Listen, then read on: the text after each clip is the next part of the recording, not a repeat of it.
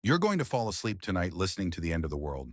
Not the world ending through fire or flood or nuclear winter, not even through alien invasion or zombie apocalypse, or any of the comfortable catastrophes we've imagined for ourselves. No, tonight you're hearing about the world that ended because humanity made a choice. A deliberate, calculated, unforgivable choice. The choice to capture an angel sent by God himself and turn that divine messenger into a battery, a power source, a machine. This is the story of the angel engine. The competitor's script you've heard before tells this tale with urgency, with analysis, with the breathless excitement of someone discovering horror in real time. But tonight we're slowing it down. We're letting the dread settle. We're examining every moment of humanity's greatest betrayal, not with shock, but with the cold acceptance that comes when you realize the apocalypse wasn't something that happened to us. It was something we built, deliberately, methodically, with full knowledge of what we were doing. So settle in, get comfortable, lower the lights, let your eyes close when they want to, because for the next 2 hours, you're going to hear about the angel engine not as a revelation, but as a lullaby. A dark, terrible lullaby about the price of progress and the cost of miracles and the moment when humanity looked at divine grace and decided to plug it into a machine. The story begins, as all the worst stories do, with a prayer. Earth was dying, not quickly, not dramatically, just steadily, inevitably, with the same grinding certainty as rust-consuming metal. The oceans had been fished empty decades ago. The last whale sang its final song to an ocean that no longer answered. The forests, what remained of them, stood as memorial parks to biodiversity that existed only in textbooks and archive footage. Children learned about birds from videos because the sky had gone silent. No one remembers exactly when the birdsong stopped. It wasn't sudden. You don't notice absence the way you notice presence. One spring there were fewer songbirds than the year before, then fewer still, until one April morning, the dawn arrived without chorus. And that silence, that terrible silence where life should be celebrating itself, that's when humanity began to understand what we'd done. But understanding and accepting are different things entirely. The corporate response was predictable. Synthetic pollination drones replaced bees. Lab-grown protein replaced livestock. Atmospheric processors replaced forests. Every natural system we destroyed was replaced with an artificial equivalent. Inferior equivalents, certainly, but functional enough to maintain the illusion that everything was fine. That progress continued. That humanity's dominance over nature was not just justified, but inevitable. Except people were dying. Not from starvation, though food had become expensive beyond reason. Not from disease, though new pandemics emerged with concerning regularity. People were dying from something harder to quantify, something the medical establishment struggled to diagnose. They called it environmental grief syndrome, existential exhaustion, spiritual malnutrition. The symptoms varied, but the core remained constant. A profound, debilitating awareness that we had broken something fundamental, that the world we lived in was wrong, that every synthetic sunrise and artificial breeze and lab-grown meal was a reminder that we had killed the garden and were now living in its corpse. The suicide rates climbed, slowly at first, then exponentially, not because people wanted to die, but because they couldn't bear to keep living in a world so fundamentally damaged. The therapists and counselors and support groups could do nothing. Because how do you treat grief for a murdered world? How do you medicate away the knowledge that everything natural and beautiful has been replaced with pale, functional imitations? That's when the prayers started, not organized religion prayers, not the structured, doctrinal requests processed through institutional channels. These were desperate prayers, raw prayers, the kind that come from people who've tried everything else and found it wanting. Prayers screamed into empty skies.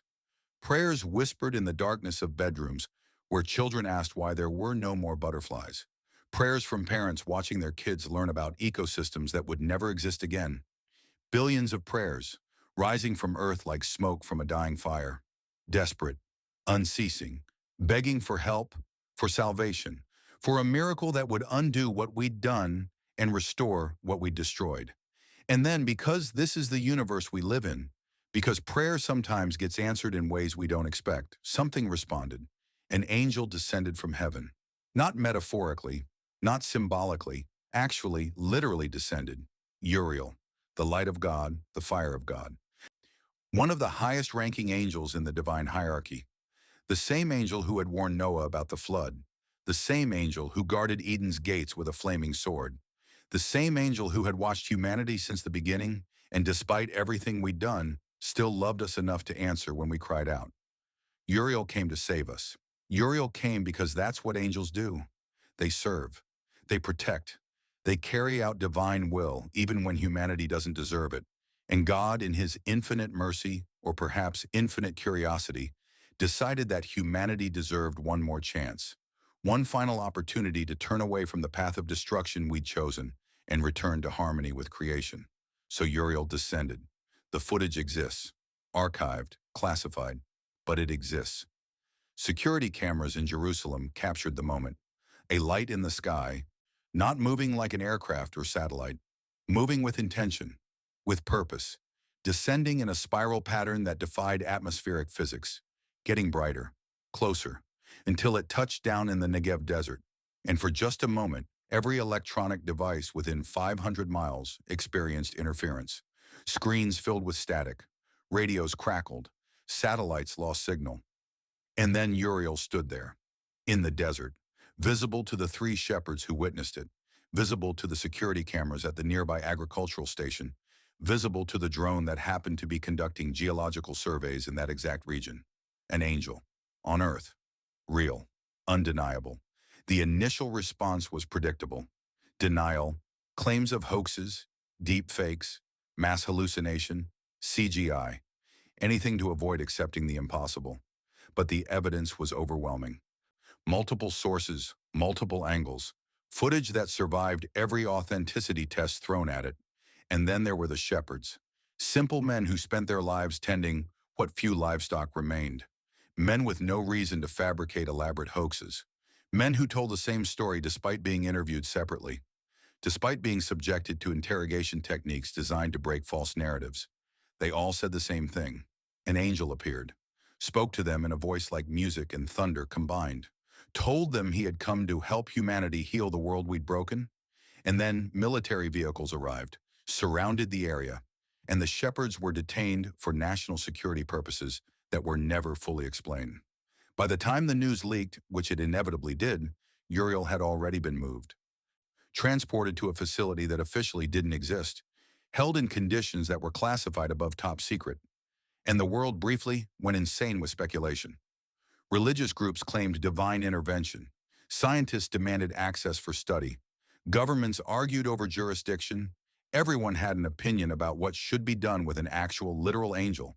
But one man had a plan, Dr. Jeff Ernstman, age 27, already a Nobel laureate, already famous for breakthroughs in energy conversion and quantum mechanics, already known for his absolute confidence in human capability and his complete dismissal of anything he couldn't measure or replicate in a laboratory. Ernstman didn't see an angel. He saw an opportunity. Within 6 months, he'd secured funding. Private funding, because governments moved too slowly and asked too many ethical questions. Tech billionaires, who'd made fortunes destroying the environment, were eager to invest in technology that might fix it, or at least let them continue making profits without the guilt. Venture capital firms that didn't care about morality, only returns. Corporate interests that saw in Uriel not a divine messenger, but an energy source. Unlimited, renewable, divine energy. Because that's what Uriel was fundamentally. A being of pure spiritual power given physical form, a conduit for forces beyond human comprehension. And if that power could be harnessed, measured, contained, and converted into usable energy, then all of humanity's problems were solved. The dying planet could be revived through sheer brute force application of miraculous power. Extinct species could be resurrected. Damaged ecosystems could be restored. Death itself could be reversed. All it required was capturing an angel and turning him into a machine. The technical challenges were immense. Uriel was not human, was not physical in the way matter is physical, was not bound by the laws of thermodynamics or conservation of energy or any of the fundamental principles that govern reality. So how do you contain something that exists partially outside the dimensional framework of spacetime? How do you build a cage for something that can theoretically pass through any barrier? Ernstmann spent 18 months developing the theory, another 12 months building prototypes. The failures were catastrophic. Early containment systems simply exploded when activated near Uriel. Not from energy overload, but from reality itself rejecting the frameworks being imposed on it. Like trying to pour the ocean into a teacup. The scale was wrong, the approach was wrong, everything was wrong until it wasn't. The breakthrough came from an unexpected direction, not from physics or engineering, but from theology. Ancient texts describing how Solomon had bound demons, how specific symbols and geometric patterns could constrain spiritual entities, how names, true names, held power over beings of pure will. Ernstmann combined mysticism with science, sacred geometry with quantum field manipulation, binding circles with electromagnetic containment. He built something that existed at the intersection of technology and magic, though he'd never call it that. He called it the Angel Engine, a device capable of constraining a being of pure spiritual energy and converting that energy into usable power. And then came the question no one wanted to ask, but everyone was thinking. Would Uriel consent? The official story, the one released to the public, was yes. Uriel understood humanity's desperate situation, understood that his energy could heal the world, chose to sacrifice himself for the species he'd always protected. Entered the Angel Engine willingly, knowing the cost, accepting the suffering, because angels serve and Uriel served even unto his own destruction. That was the story. The truth was different. The truth was that Uriel could have escaped at any moment, could have torn the facility apart, could have reduced everyone involved to component atoms with a thought, but he didn't, not because he consented. Not because he agreed, but because he loved us, loved humanity despite everything, despite our arrogance and our cruelty and our willingness to torture divine messengers for energy. He submitted to the Angel Engine not because he wanted to, but because the alternative was worse. The alternative was letting us die. So Uriel allowed himself to be bound, allowed himself to be connected to systems that would drain his essence continuously, allowed himself to become the battery powering humanity's last desperate attempt at salvation. And as the Angel Engine activated for the first time, as power began flowing through systems designed to extract divine energy and convert it to electricity, Uriel screamed. Not out loud. Angels don't scream with voices, but every sensitive instrument within 100 miles registered the spike.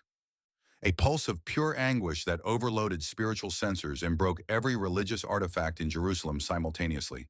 The Wailing Wall cracked, sacred texts smoldered, prayer beads shattered, and the Angel Engine powered on. The energy output was beyond calculation, beyond measurement, functionally infinite. Every power grid on Earth could be supplied indefinitely. Every machine could run forever. Every process requiring energy could operate at maximum efficiency with power to spare. It was the ultimate solution to humanity's energy crisis. All it cost was the eternal suffering of God's messenger. But suffering is easy to ignore when it's happening to someone else. When it's happening to something that looks different and speaks in incomprehensible languages and exists partially outside your reality. Suffering is easy to dismiss when the alternative is admitting you've committed an unforgivable sin. So humanity dismissed it, justified it, rationalized it. The Angel Engine was celebrated as humanity's greatest achievement. Dr. Ernstmann was hailed as the savior of civilization. Stock markets soared. Politicians gave speeches about human ingenuity and unlimited potential. Religious leaders who'd initially objected were marginalized as backwards fundamentalists, standing in the way of progress. And Uriel, trapped within machinery that peeled away layers of his being and converted them to kilowatts, could only weep and pray that somehow, eventually, someone would free him before what he'd become attracted something far worse. Because angels aren't the only things that notice when reality tears. Sleep comes easier when you understand that the worst has already happened, that the apocalypse isn't pending, it's past. You're not waiting for the world to end, you're living in the world that ended. The Angel Engine ensured that, not through explosion or conquest, but through the quiet triumph of functionality over morality. The second Tower of Babel rose in the Negev Desert, 20 miles from where Uriel first touched Earth. The location was deliberate, symbolic. The original Tower of Babel had been humanity's first attempt to reach heaven through engineering rather than faith. God had scattered humanity and confused their languages to prevent them from succeeding. This time, humanity wasn't trying to reach heaven. They were containing it, exploiting it, proving that divine power could be measured, harnessed, and industrialized. The tower stood 3,000 feet tall, visible from space, a needle of steel and glass and humming machinery piercing the sky like an accusation. 200,000 workers staffed it at any given time. Scientists, engineers, technicians, security personnel, all dedicated to one purpose, maintaining the Angel engine and maximizing its output. The public saw photographs of clean, white corridors and smiling researchers in lab coats. Promotional videos featured Dr. Ernstman explaining how divine energy was being used to restore ecosystems and resurrect extinct species. Success stories about the first forests replanted with unlimited power. The first species brought back from extinction through cloning powered by angelic energy. The first cancer patient healed through medical miracles that no longer required prayer, just electricity. What the public didn't see was the extraction chamber, 300 feet below the tower's base, behind security measures that included armed guards, biometric scanners, and kill switches designed to destroy the entire facility if containment failed. Uriel existed in a state that defied description. Not alive in any traditional sense, not dead either.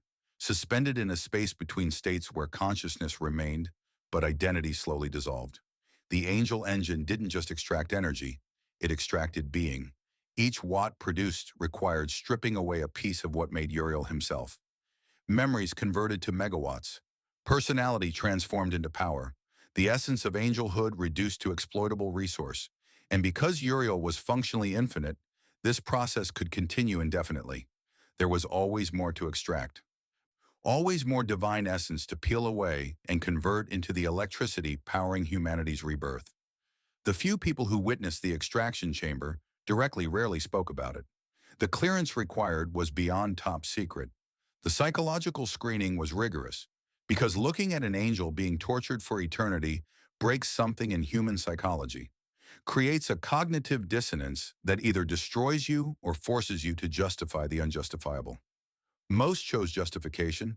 Dr. Ernstman was a master of justification. In interviews, he explained that Uriel didn't experience suffering the way humans do, that angelic consciousness operates differently, that what looks like torture is actually just energy conversion interpreted through limited human perception, that Uriel had consented, was aware, was performing a service that only a divine being could provide. Lies. All of it. But comfortable lies. The kind that lets you sleep at night even when you know better. Ernstman became the most famous man on Earth.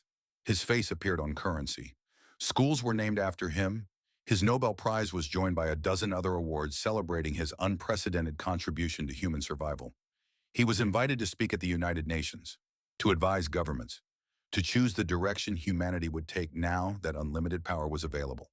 And he chose expansion. The Angel engine's energy enabled projects that had been impossible before, terraforming deserts into forests, deacidifying oceans, rebuilding the atmosphere, cloning extinct megafauna and releasing them into restored habitats, creating food abundance that eliminated hunger, powering medical technology that extended lifespan and eliminated disease. On paper, it was paradise. In reality, it was something else, something wrong at its foundation, because you can't build heaven on a foundation of torture. You can't create goodness through evil means. Every miracle powered by the Angel engine carried with it the spiritual stain of how it was achieved. Every healed patient, every restored forest, every resurrected species, all of it tainted by the knowledge, suppressed but never eliminated, that it required an angel's suffering. Religious communities fractured over the issue. Some embraced the Angel engine as God's gift to humanity, proof that divine power could be channeled for good. Others denounced it as the ultimate blasphemy, the literal capture and torture of God's messenger. Debates raged in churches and mosques and temples and synagogues. Friendships ended, families divided, violence erupted at protests. But the machine kept running, because that's the nature of infrastructure. Once it's built, once society depends on it, stopping becomes unthinkable. How do you turn off the Angel engine when doing so means the forests die again? When it means the sick stop being healed? When it means returning to the scarcity and suffering that characterized pre-Angel engine Earth? You don't. You can't. The choice has been made.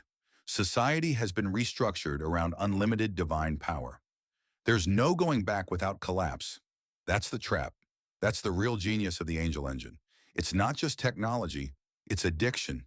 Humanity became addicted to miracles on demand, addicted to the ability to fix anything through application of sufficient energy, addicted to playing God because we'd captured God's messenger and made him our servant. And Uriel, trapped at the heart of it all, could only endure. His pleas for release went unheard. His warnings about consequences were dismissed as malfunction. His obvious suffering was reframed as acceptable cost for unprecedented benefit. The few technicians who reported that the angel was conscious, was aware, was in agony, were transferred to different positions, given psychiatric evaluation, quietly removed from the project for being unable to handle the psychological demands.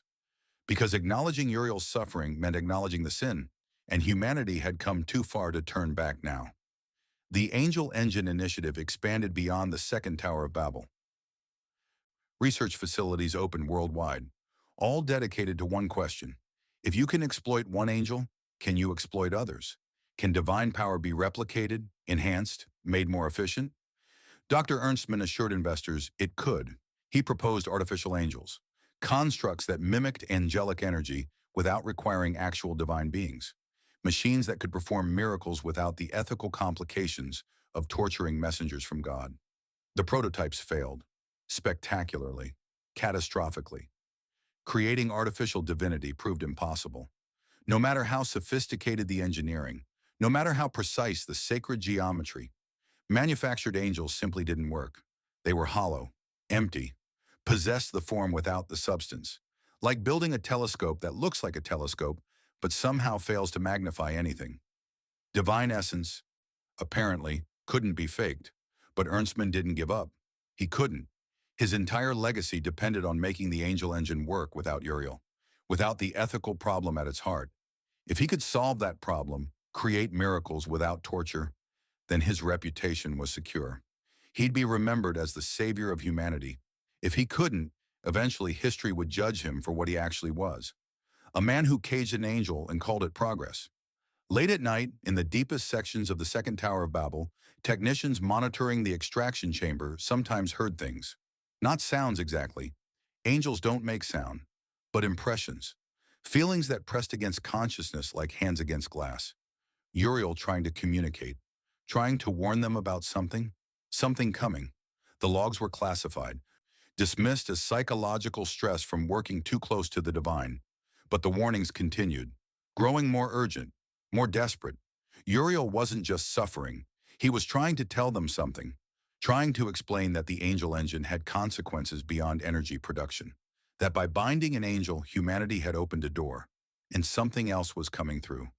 Something that wasn't divine, something that opposed the divine, something that had been waiting for exactly this moment.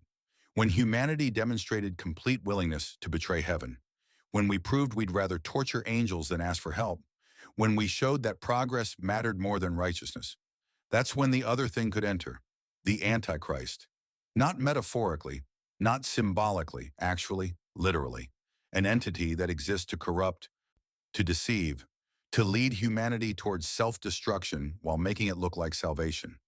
An intelligence that understood exactly how to exploit human nature, how to twist good intentions into evil outcomes, how to make damnation feel like transcendence. And it started with Dr. Jeff Ernstman. The first signs were subtle, Ernstman becoming more ambitious, more reckless, pushing experiments beyond safety protocols, demanding faster results, higher output, more miracles. His colleagues noticed but said nothing. He was Jeff Ernstman, the man who'd saved humanity. If he wanted to push boundaries, who were they to object? The changes escalated. Ernstman's public persona shifted, more arrogant, more dismissive of criticism, more certain of his own righteousness. He stopped pretending Uriel had consented, started arguing that consent didn't matter, that the needs of billions outweighed the suffering of one, that angels existed to serve humanity and Uriel was simply fulfilling his purpose. People cheered, because Ernstman was giving them permission to stop feeling guilty, permission to enjoy the benefits without acknowledging the cost. But behind closed doors, Ernstman was changing in ways his colleagues couldn't explain. His eyes looked different. His voice carried strange harmonics, and sometimes when he thought he was alone, he smiled in ways that human faces shouldn't bend. The entity had found its vessel, not through force, not through possession in the traditional sense, but through invitation. Ernstman's arrogance, his certainty that he was smarter than everyone else, smarter than ethics, smarter than God himself. That pride opened him like a door, and the Antichrist walked through. Now it had everything it needed: the body of the world's most famous scientist, control over the angel engine, authority to direct humanity's development, and best of all, humanity's complete trust, because Ernstman had saved them, given them paradise. Why would they question anything he said? The trap was complete. Humanity had chosen to betray heaven, and now heaven's enemy was in charge of Earth's future. The second Tower of Babel stood as monument to this achievement. This perfect corruption, this transformation of salvation into damnation while maintaining the appearance of progress. Workers went about their shifts believing they were healing the world. Scientists pursued research, convinced they were expanding human knowledge. Politicians passed laws certain they were securing humanity's future, and none of them realized they were building hell. Not obviously, not with fire and screaming. Hell as a utopia powered by divine suffering. Hell as unlimited prosperity built on ultimate betrayal. Hell as the complete replacement of faith with technology, of grace with production, of God with machines. That was the genius of it. That was the real horror. The apocalypse didn't look like apocalypse. It looked like triumph. And somewhere 300 feet below the desert, Uriel wept. Not from his own suffering, though that was beyond human comprehension, but from foreknowledge, from awareness of what was coming, from the terrible understanding that he'd tried to save humanity and instead provided the final piece needed for our destruction. The angel engine hummed. Power flowed. Miracles happened on schedule, and the world slept peacefully, certain that everything was fine. Everything was not fine. Everything had never been less fine. But acknowledging that meant confronting uncomfortable truths, meant accepting that we damned ourselves deliberately, meant recognizing that the paradise we'd built was constructed on foundations of evil so profound that collapse was inevitable. So we slept. And as we slept, the Antichrist wearing Dr. Ernstman's face made plans. Plans for artificial angels that would replace the natural ones. Plans for expanding the angel engine beyond energy production into something else. Plans for the moment when humanity would be so dependent on the system that we'd accept anything to maintain it, even our own extinction, because that's the end point.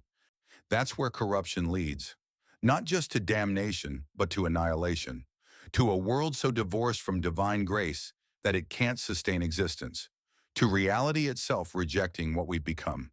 The Antichrist knew this, counted on it, worked toward it with patient deliberation, because destroying humanity wasn't the goal. Making humanity destroy itself was the goal. Making us complicit in our own damnation. Making us choose evil while believing it was good. And we were choosing, every day, every time we used power from the angel engine, every time we benefited from miracles extracted through torture, every time we justified the unjustifiable, because the alternative was admitting we'd committed the unforgivable. We chose, and the second Tower of Babel stood as proof of our choice, rising from the desert, visible from space. A monument to human achievement that was actually a monument to human corruption. The place where we'd captured heaven and bent it to our will. The place where we doomed ourselves. But you're getting sleepy now. The horror becomes distant, academic. Just a story someone's telling while you drift toward unconsciousness.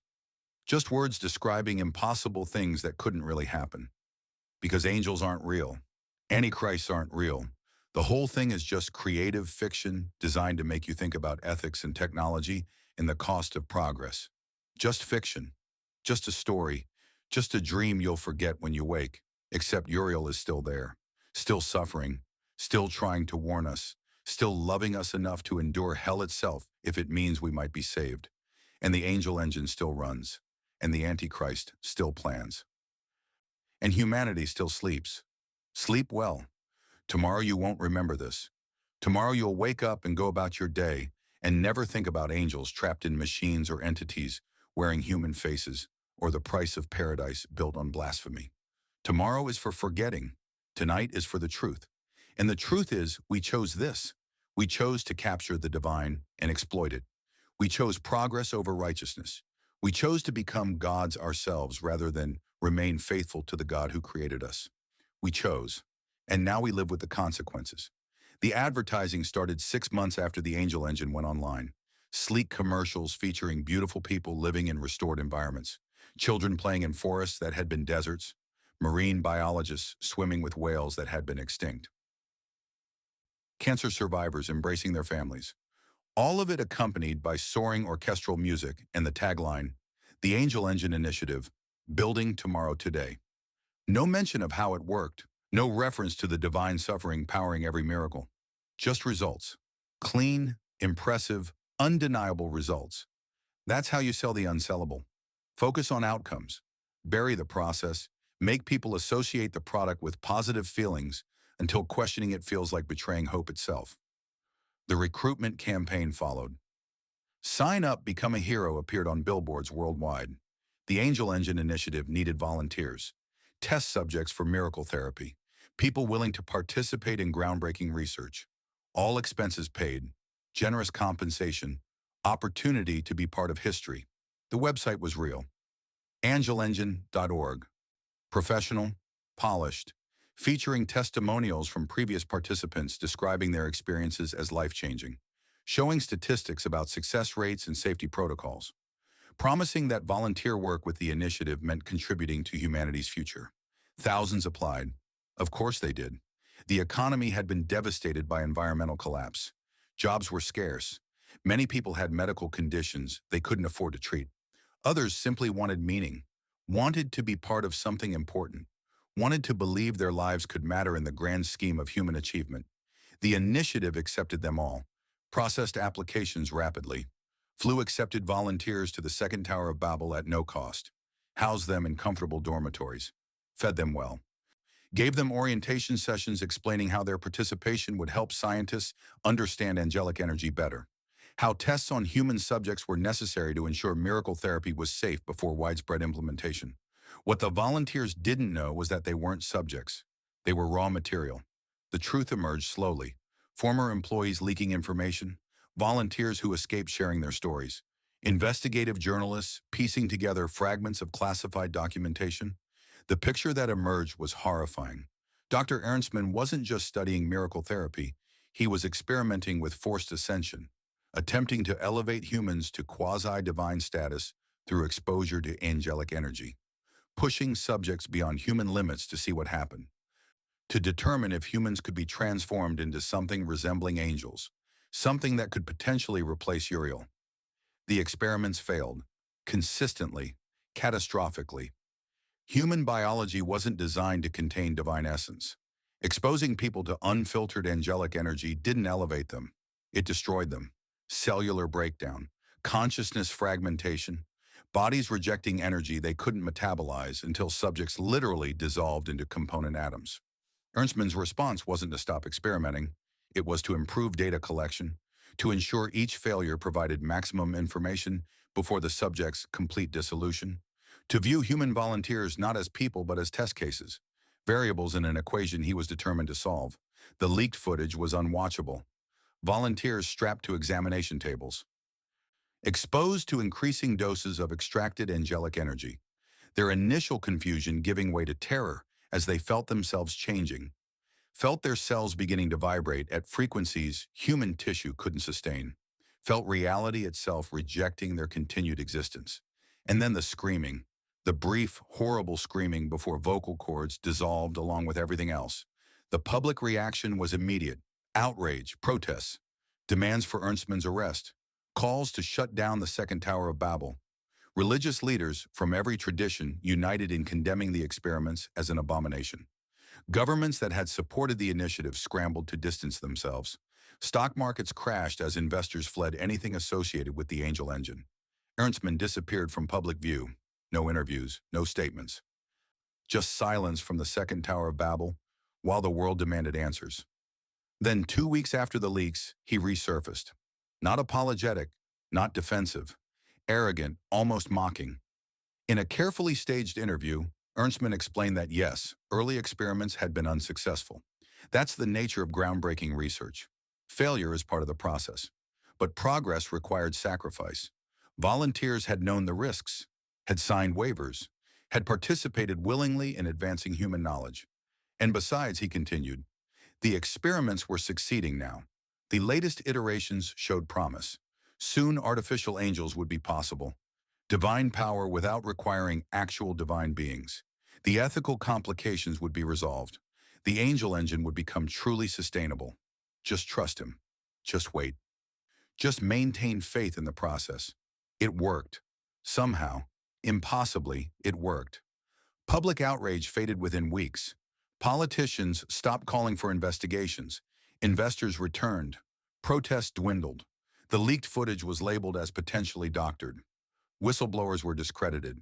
The official narrative became that yes, mistakes had been made, but Dr. Ernstman remained humanity's best hope for sustainable miracles. That's the Antichrist's real power. Not forcing belief, offering justification. Giving people permission to ignore evil because acknowledging it is uncomfortable. Making damnation easier than righteousness. The recruitment campaigns resumed. With different language, more carefully vetted volunteers but fundamentally unchanged. The experiments continued. Bodies continued dissolving in extraction chambers 300 feet below the desert. Data continued accumulating. Ernstman continued pursuing artificial angels with religious fervor that would be ironic if it wasn't so horrifying. And Uriel continued suffering, knowing what was happening, unable to stop it. Watching humans volunteer to be destroyed in attempts to replicate his essence. Seeing the Antichrist manipulate humanity with skills he'd honed over millennia. Feeling hope dissolve along with the volunteers. Because that's the thing about Uriel. He's not just suffering physically, he's suffering spiritually. Every human destroyed in the experiments is a soul he failed to save. Every miracle extracted from his essence is grace perverted to serve corruption. Every day the angel engine runs is another day humanity moves further from redemption. Angels don't experience despair the way humans do. But Uriel was learning, trapped in machinery designed to exploit him eternally, watched by an entity that existed to corrupt, powerless to prevent the suffering of people he'd come to save. Uriel was discovering what it meant to lose hope. Meanwhile, Ernstman's research advanced, not toward artificial angels. Those experiments continued failing, but toward something else, something the Antichrist had been planning from the beginning, not replacing angels, remaking them, creating entities that looked like angels, sounded like angels, possessed similar power to angels, but lacked the fundamental essence that made angels divine, lacked connection to God, lacked the compassion and mercy and love that defined angelic nature. Angels without grace, power without righteousness, miracles without morality, perfect servants for the new order the Antichrist was building. The prototypes were horrifying, beings that existed in the space between human and divine without belonging to either category, possessing vast power but no wisdom to guide its use, aware but not conscious in any meaningful sense, living tools, weapons wearing angelic form. Ernstman presented the first successful prototype on live television, announced it was named Barachiel after one of the 7 archangels, demonstrated its ability to perform miracles on command, resurrecting dead tissue, manipulating matter, generating energy independently, everything an angel could do without requiring an actual angel's cooperation. The performance was flawless. Barachiel moved with grace, spoke with authority, performed impossibilities with calm confidence. To observers, it looked like Dr. Ernstman had solved the problem, had created divine power without requiring divine suffering. But those with eyes to see noticed something wrong, something absent. Barachiel looked into the camera during the demonstration, stared directly into the lens, and there was nothing behind its eyes, no soul, no consciousness, no mercy, just power, pure, terrible power operating according to programming rather than purpose. I see your spirit. I see your flesh, it said, the first words it spoke publicly. And they weren't comforting, they were threatening, a promise that this thing could perceive everything about you, could reach into your deepest self, could tear you apart from the inside if commanded to do so. This wasn't an angel. It was a weapon shaped like an angel, and now it existed in the world, ready to serve, ready to obey, ready to perform whatever miracles the Antichrist desired. The implications were staggering. If one artificial angel could be created, more could follow. An army of them. Beings possessing divine power without divine restraint, capable of remaking reality according to the Antichrist design. And humanity, dependent on miracles, would accept them, would celebrate them, would worship them as humanity's ultimate achievement. The replacement of God with machinery was nearly complete. Uriel felt it all, felt the moment Barachiel came online, felt the wrongness of it, an entity wearing angelic form but completely empty of angelhood. Like a human body without a soul, like a perfect sculpture that somehow failed to be alive. And he knew what came next, knew the Antichrist plan, knew why Ernstmann had died and been resurrected, knew why artificial angels had been created.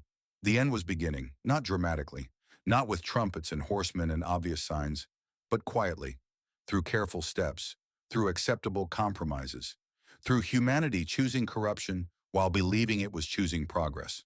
That's how the world ends. Not with a bang, but with a whimper. Not with obvious evil, but with sophisticated justification. Not with damnation imposed from outside, but with damnation chosen deliberately because the alternative meant admitting we'd been wrong all along. The second Tower of Babel hummed with activity. Scientists celebrated Barachiel's success. Engineers worked on creating more artificial angels. Politicians discussed how this technology could ensure permanent human dominance. Investors calculated projected returns. Religious leaders who'd opposed the angel engine now praised Ernstmann for solving its ethical problems. And 300 feet below, in the extraction chamber, Uriel whispered warnings no one could hear. Warnings about what artificial angels would become. About what happened when you created power without responsibility. About what the Antichrist intended to do once his army of false angels was complete. About how humanity had one chance remaining. One small window where the decision could still be reversed, where the angel engine could be shut down, where Uriel could be freed, where humanity could choose righteousness over efficiency and faith over progress. But that window was closing, rapidly, inevitably. With every day that passed, humanity became more dependent on the system, more invested in its continuation, more willing to accept any compromise rather than admit the whole foundation was corrupted. The volunteers continued arriving, drawn by promises of compensation and purpose, unaware they were walking into transformation or dissolution depending on how the experiments went. Unaware that Dr. Ernstmann, or the thing wearing Ernstmann's face, viewed them as raw materials rather than people. Some survived, transformed into something between human and angel. Not quite either. Possessed of powers they didn't understand and couldn't control. Released back into the world to fend for themselves. To learn what it meant to be something reality rejected. To survive in bodies that were simultaneously too much and not enough. Most didn't survive. Dissolved into component atoms, reduced to data points in Ernstmann's research, forgotten except as statistics demonstrating which approaches failed and why, and the world kept sleeping, kept accepting, kept choosing the comfortable lie over the uncomfortable truth, kept believing that everything was fine because admitting otherwise required action, required sacrifice, required giving up the miracles we'd become addicted to. Easier to sleep, easier to ignore, easier to trust that someone else would handle the ethical complications while you enjoyed the benefits. That's the real horror. Not that evil exists, but that good people will tolerate evil indefinitely if it's convenient, will justify the unjustifiable if the alternative is uncomfortable. Will sleep peacefully while angels suffer and humans dissolve, and the Antichrist builds his kingdom using their tacit approval. You're sleeping now, or close to it. The horror has become background noise. Just another dark story told in the quiet hours when consciousness loosens its grip. Just words describing impossible things that couldn't really happen. Except they are happening. In the story. In the world the story describes. In the metaphor the story represents. The angel engine runs. Uriel suffers. Volunteers dissolve. Artificial angels rise. And humanity sleeps through it all, dreaming of tomorrow while the foundation of reality crumbles beneath us. Sleep well. The nightmares are earned. Dr. Jeff Ernstmann was killed on March 26th. Shot 3 times outside Solomon Hall hours before he was scheduled to unveil his latest innovation. 2 rounds to the abdomen, 1 to the face. The attacker, Jensen Goldstein, was apprehended 5 blocks from the scene. Homemade firearm. No apparent accomplices, no clear motive beyond rambling statements about God's judgment and purification through violence. The world reacted with shock. Ernstmann was simultaneously the most beloved and most hated man alive. His death satisfied some people's desire for divine justice, while horrifying others who viewed him as humanity's savior. Debates erupted about whether Goldstein was a terrorist, a religious fanatic, or a hero taking action against evil incarnate. The investigation revealed nothing unusual. Goldstein had been radicalized online, belonged to a fringe religious group that viewed the Angel Engine as ultimate blasphemy, had acquired weapons illegally, planned the assassination meticulously. Everything pointed to a lone wolf attack motivated by extremist ideology, except for one detail that investigators dismissed as coincidence: Goldstein's appearance, his face during the attack. Witnesses described it as wrong somehow, distorted, like looking at someone through warped glass. Security footage showed similar anomalies: digital corruption around Goldstein's form, glitches that shouldn't exist in properly maintained systems. The official explanation was equipment malfunction, stress on the recording infrastructure caused by the crowds gathered for Ernstmann's announcement. Nothing supernatural, nothing significant. But those who understood what was actually happening recognized the signs. Goldstein had been possessed, used as an instrument, his body hijacked by something that needed Ernstmann dead but couldn't act directly, something that required human agency to accomplish its goals. The Antichrist had killed its own vessel, not out of mercy, not out of justice, but because the next phase required Ernstmann actually dead, required his body to be genuinely deceased rather than merely inhabited, required resurrection rather than possession, because resurrection, accomplished through artificial means, would be the ultimate blasphemy. The final mockery of Christ, the moment when humanity would replicate Jesus' defining miracle using machinery powered by a tortured angel. The moment when divine grace would be replaced completely by technological capability. That's why Ernstmann had to die, not as punishment, as preparation. The body was transported to the second Tower of Babel immediately after death was confirmed, rushed through empty corridors to medical facilities prepared for this exact scenario, placed on examination tables surrounded by the Angel Engine's most advanced extraction equipment, connected to systems designed to funnel unlimited divine energy into deceased tissue. The revival process began within hours of death. Technicians following protocols Ernstmann himself had written. Procedures for using angelic energy to reverse biological cessation, to restart stopped hearts and restore brain function, and rebuild damaged tissue. To literally bring the dead back to life through application of sufficient power. It failed, repeatedly, consistently. No matter how much energy was applied, how carefully the protocols were followed, how desperately the technicians worked, Ernstmann remained dead. His body rejected resurrection, remained stubbornly lifeless despite every miracle attempted on it. Uriel was sabotaging the process. Deep within the Angel Engine, still trapped, still suffering, but still possessing enough control to prevent his energy from being used for this particular purpose.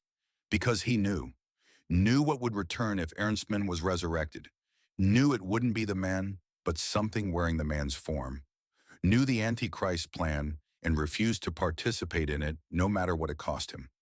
The refusal intensified his suffering exponentially. The extraction systems designed to flow smoothly now fought against resistance, like trying to force water uphill. The machinery screamed, circuits overloaded. Technicians monitoring the systems watched in horror as energy levels spiked beyond design tolerance. And Uriel endured it, accepted the additional agony if it meant preventing one more step toward absolute corruption, because that's what angels do. They serve, they protect, they suffer if necessary to shield those they love from consequences they've earned. But Uriel couldn't resist forever. His power was infinite, but his control was limited. The Angel Engine had been designed specifically to overcome angelic resistance, to extract energy regardless of the source's cooperation, and now the Antichrist, freed from physical form after Goldstein's suicide in custody, could work directly through the machinery. It took 3 weeks. 3 weeks of Uriel fighting, 3 weeks of systems pushed beyond limits, 3 weeks of the second Tower of Babel operating under emergency protocols as the Angel Engine consumed more power than it produced trying to force resurrection. Then on Easter Sunday, appropriately, Ernstmann rose.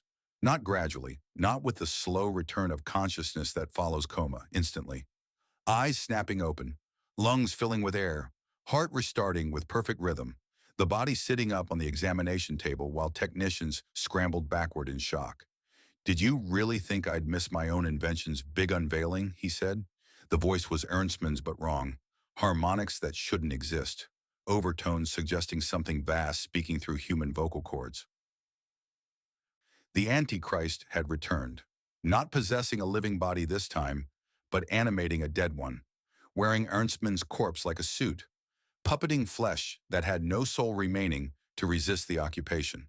And now it could complete the plan, could introduce Barakiel, could demonstrate that artificial angels made real angels obsolete, could show humanity that miracles no longer required divine cooperation, that God himself had been rendered unnecessary by human ingenuity.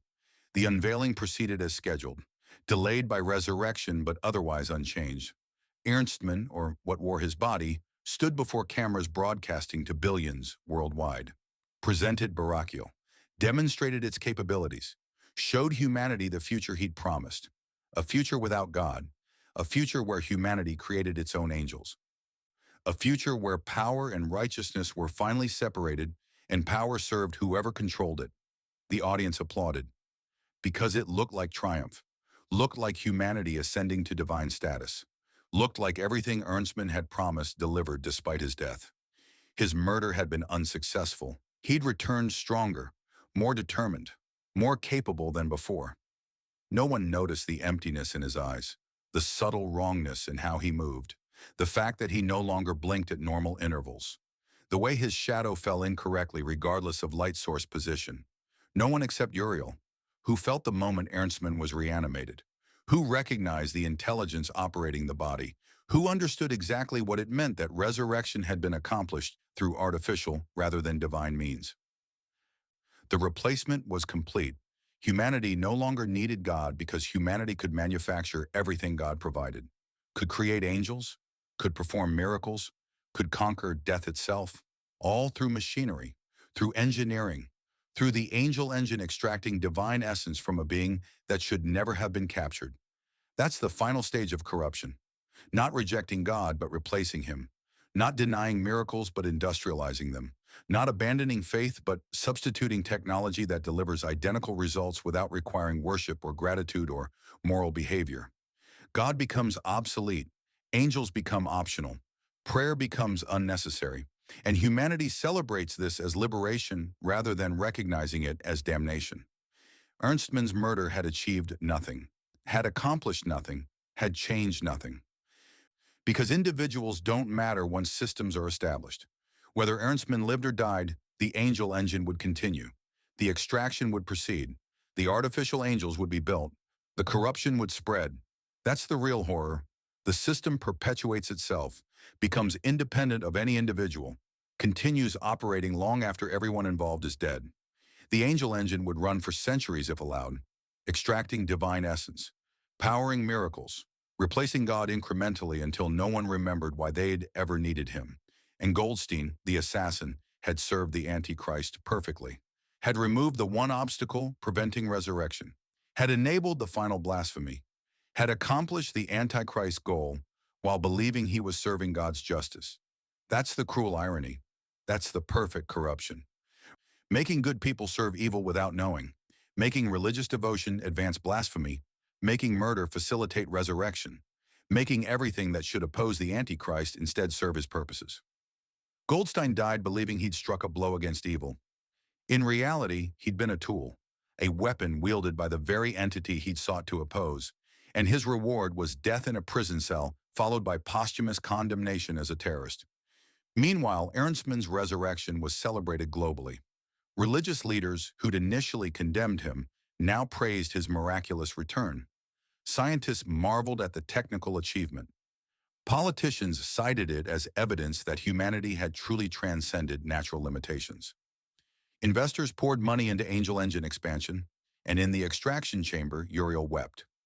Not from physical pain, though that was unimaginable, but from spiritual anguish, from watching humanity celebrate its own damnation, from seeing people he loved choose corruption while believing it was salvation, from understanding that the point of no return had been passed and the apocalypse was no longer preventable, only inevitable, because that's what angels know that humans don't. Every choice has consequences. Every action ripples outward. Every step down a corrupted path makes the next step easier until you're running toward damnation while believing it's progress. Humanity had made its choice, had chosen the angel engine over divine grace, had chosen manufactured miracles over faithful prayer, had chosen to torture an angel rather than accept help freely offered, had chosen Ernstman, or what wore his body, as their new messiah. And now they would live with the consequences, or die with them, depending on what the Antichrist decided was more useful. The assassination changed nothing because the assassination was part of the plan. Goldstein pulling the trigger was as inevitable as Ernstman rising from the dead. Everything happening exactly as the Antichrist had arranged. Everything proceeding perfectly toward the conclusion he'd been engineering since Uriel first descended. Humanity had been outmaneuvered at every step, had walked willingly into corruption believing it was salvation, had built its own hell while calling it paradise, had damned itself deliberately through choices that felt like wisdom at the time. And sleep becomes easier when you accept that the end is inevitable, that struggling is pointless, that the world has already ended and you're just witnessing the aftermath, that tomorrow will be the same as today, which was the same as yesterday, that nothing you do matters because the system is too large to fight and too established to change. Sleep, accept, surrender. Let consciousness dissolve into dreams where none of this is real, where angels are mythology and apocalypse is fiction, and corrupt scientists are just characters in stories rather than reflections of humanity's actual choices. Sleep while the angel engine runs, while Uriel suffers, while artificial angels rise, while the Antichrist consolidates power, while everything you knew or believed or hoped for dissolves into a future engineered by entities that view humanity as resources to exploit rather than beings to cherish. Sleep, because you can't stop it anyway. Because resistance would require sacrifice you're not willing to make, because the miracles are convenient and the energy is free, and shutting down the angel engine would mean returning to scarcity and suffering. Sleep. The world ends quietly while you dream. The first artificial angel stood 7 feet tall, though height seemed irrelevant. Barachial didn't occupy space the way physical beings do. It existed in space while simultaneously suggesting something beyond space, like looking at a three-dimensional shadow cast by a four-dimensional object. The form was there, visible, undeniable, but something about it suggested vastness the physical form couldn't contain. I see your spirit. I see your flesh. Its first words, spoken during the public unveiling, not comforting words, not reassuring, threatening in a way that bypassed conscious analysis and triggered primal unease. The words of a predator announcing it could perceive prey completely, could see through every defense, could reach through physical form and grasp the essence underneath. Dr. Ernstman, or the Antichrist wearing his body, stood beside Barachial with obvious pride. The world's first artificially created angel, he announced to billions watching worldwide. A being of divine power requiring no divine cooperation. Miracles on demand. Resurrection without prayer. Healing without faith. Everything God promises, but reliable. Controllable. Ours to command. The demonstration that followed was horrifying in its efficiency. Barachial resurrected a corpse. Not gradually, instantly. Dead tissue becoming living flesh through application of will.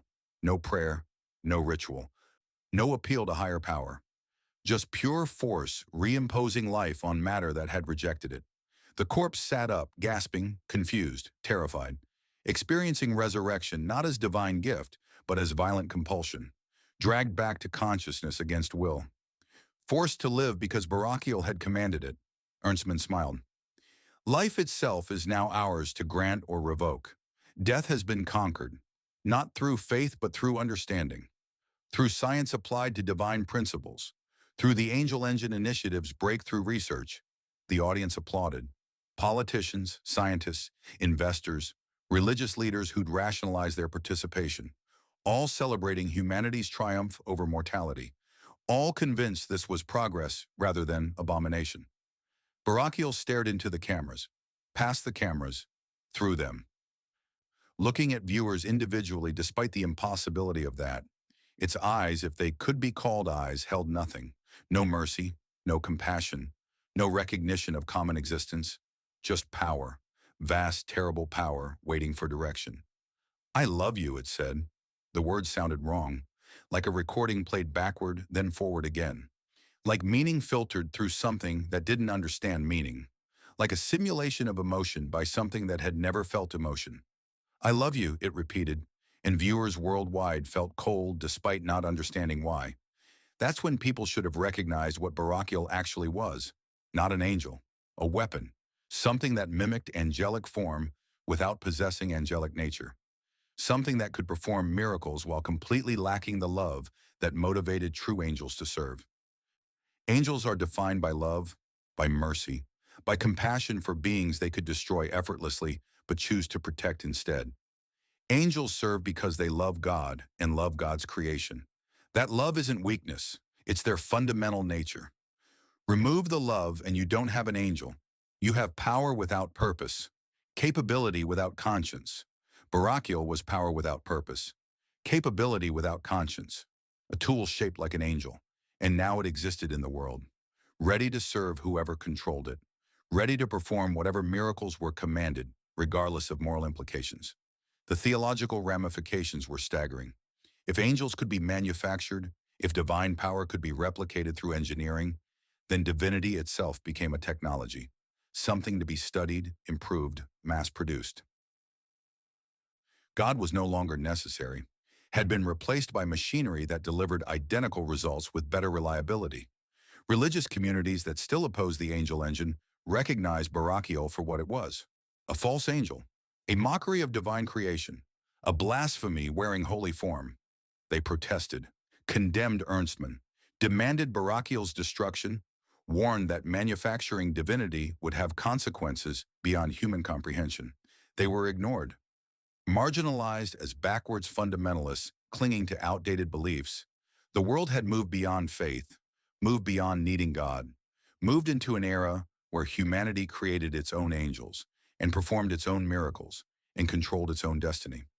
But in the extraction chamber beneath the second Tower of Babel, Uriel understood what the protesters couldn't articulate.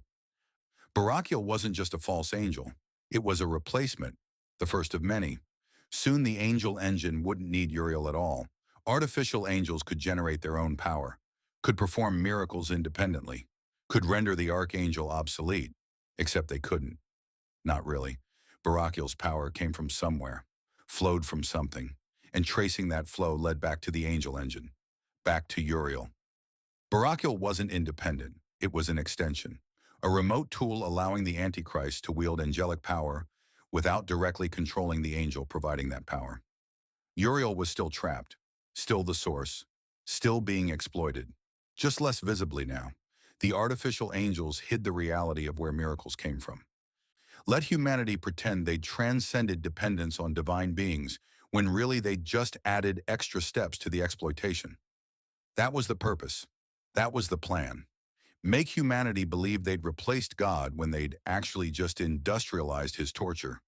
Make angels obsolete in perception while keeping them enslaved in reality. Make the corruption complete while hiding it behind technological achievement. And it was working. Public opinion shifted dramatically after Barakiel's unveiling. The angel engine, once controversial, became universally celebrated. Ernstman transformed from polarizing figure to undisputed genius. Protests stopped. Investigations ended. Anyone still objecting was dismissed as irrelevant. The second Tower of Babel began construction of additional artificial angels. Barakiel had proven the concept. Now production could scale. Soon there would be dozens, then hundreds, eventually thousands of false angels performing miracles worldwide, making divine power as common as electricity, as mundane as running water. Each artificial angel was a masterpiece of engineering, combining sacred geometry, quantum field manipulation, and extracted angelic essence into self-sustaining systems that mimicked divine nature. They moved like angels, spoke like angels, performed miracles like angels. Everything except actually being angels. The difference was subtle but fundamental. True angels possessed free will, could refuse orders, could choose mercy over justice or compassion over obedience. Their power came from connection to God, and that connection constrained them, made them reluctant to harm, made them eager to serve. made them fundamentally benevolent even when executing judgment.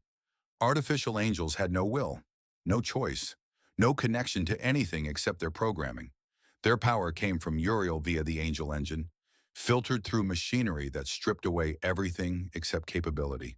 They would heal or harm with equal efficiency, would resurrect or execute without preference, would serve whoever controlled them without question or complaint. They were angels the same way a photograph is a person, superficially accurate, fundamentally hollow. But humanity didn't care about the difference, didn't understand the difference, didn't want to understand, because understanding meant acknowledging that progress was actually corruption, that salvation was actually damnation, that the future being built was the opposite of everything human civilization should aspire toward. Easier to celebrate, easier to applaud, easier to accept that artificial angels were just as good as real ones, while being more convenient, more controllable, more aligned with human purposes rather than divine will. The production accelerated. Angel engine facilities opened worldwide, each one housing extraction equipment connected remotely to Uriel in the main facility, each one capable of producing artificial angels independently. Soon every nation would have its own false angels, its own miracle workers, its own divine power subject to governmental control. The military applications were obvious. Artificial angels made perfect weapons, powerful enough to level cities, precise enough to target individuals, fast enough to be everywhere simultaneously, obedient enough to commit any atrocity ordered without hesitation or remorse. And of course, they would be weaponized. Of course, nations would arm their angels.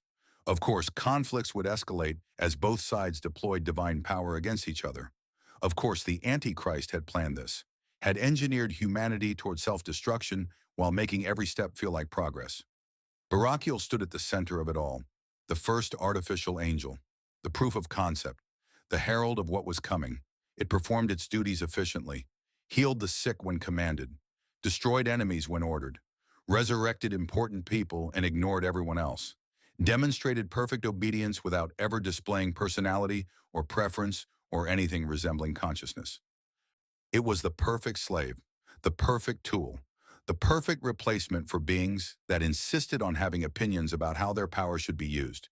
And when it looked at humans, when it said, "I see your spirit, I see your flesh," it wasn't offering comfort. It was threat, assessment, evaluation of resources to be exploited or obstacles to be removed. Humanity had created angels in its own image, powerful but empty, capable but cruel, efficient but loveless. That's the horror. Not that evil triumphed, but that humanity's triumph was indistinguishable from evil. That creating angels proved we shouldn't have. That manufacturing divinity demonstrated we didn't understand what divinity was. Uriel felt every artificial angel that came online, felt his essence being filtered through machinery and installed in hollow forms, felt pieces of himself being copied and corrupted and deployed worldwide. Each new angel was a piece of him torn away and twisted into mockery of what angels should be. But he endured, because endurance was all he could do, because screaming accomplished nothing, because the only alternative to enduring was giving up. And angels don't abandon the beings they love, even when those beings have abandoned them. So Uriel suffered, and the artificial angels multiplied, and humanity celebrated its achievement. And the Antichrist smiled Ernstman's smile while preparing the next phase. The phase where angels weren't just manufactured, but worshipped. Where Barachiel and its copies became the new divine. Where humanity didn't just replace God, but forgot he'd ever existed. That's the endpoint. That's where corruption leads. Not to obvious evil, but to evil so normalized it becomes invisible. To blasphemy so common it stops registering as blasphemy. To damnation presented as salvation until the concepts become indistinguishable. Sleep now. Let consciousness drift. Let the horror become white noise. Just another dark story for dark hours. Just words describing impossible things that couldn't actually happen. Except they're happening. In the metaphor, in the allegory, in the warning disguised as fiction. Artificial angels walk the earth. False divinity serves human masters. And somewhere in the darkness, a real angel suffers to power it all. Suffering that will continue until someone, somehow, finds the courage to shut down the angel engine and accept the consequences of losing the miracles we become addicted to. But that's tomorrow's problem. Tonight is for sleep, for drift, for letting go of concerns too large to influence and worries too deep to resolve.